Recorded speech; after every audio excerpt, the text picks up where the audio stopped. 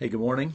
A couple of days ago, I was on Periscope and I was talking about fear and that acrostic that goes with fear, false evidence appearing real, and looking at how some people get ripped off because they give in to fear.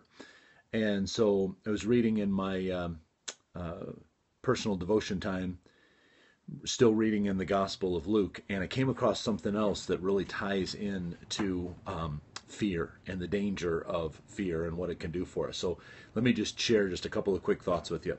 So here's Jesus speaking in Luke chapter 9, verse 44. He says to his disciples, "Listen carefully to what I'm about to tell you. The Son of Man is going to be betrayed into the hands of men."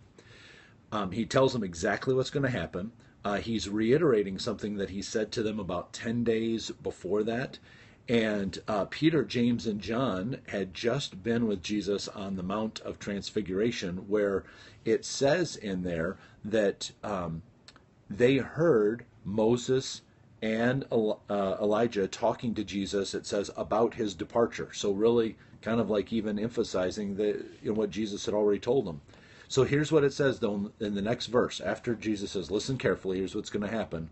The very next verse says this: "But they did not understand what this meant. It was hidden from them so that they did not grasp it." Now, it's one thing when I don't know that I don't know something. That it's just not even on my mind. It's not on my radar screen. It's not making me worried. It's not making me search or seek something out or try to find answers. But it's a completely different thing when I know that I don't know. That's something totally different. When I know that I don't know. Because then I could get nervous about something. I could get worried about it. I could seek it out, an answer. I could also ignore it too if I wanted to.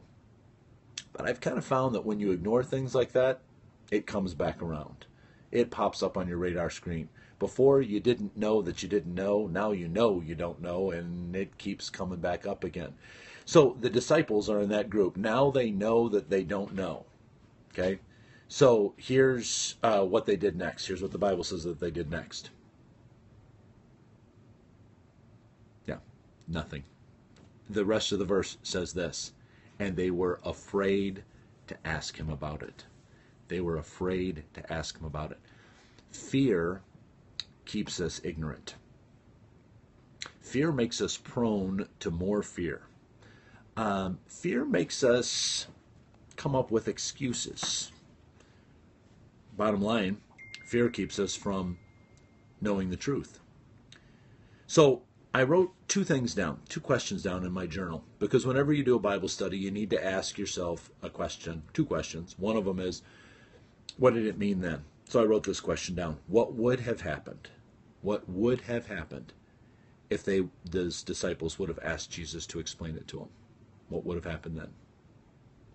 But another question you need to ask whenever you do a Bible study is, what does it mean to me now? So here's how I wrote it down in my journal. What would happen if I ask him to explain when I know that I don't know? James tells us that if anybody lacks wisdom, we should ask God, because he wants to give us abundant wisdom. God doesn't want to keep you in the dark. And so when you know that you don't know, don't be like the disciples that says that they were afraid to ask him about it. That just keeps you in a bad place. And that fear can rob you of so much joy and fulfillment for going forward. So when you know that you don't know, ask him. Ask him, and he'll tell you. Keep seeking. Ask, seek, knock. Keep going back to God. He wants to tell you what's going on. Don't let fear rob you of all that God has in store for you.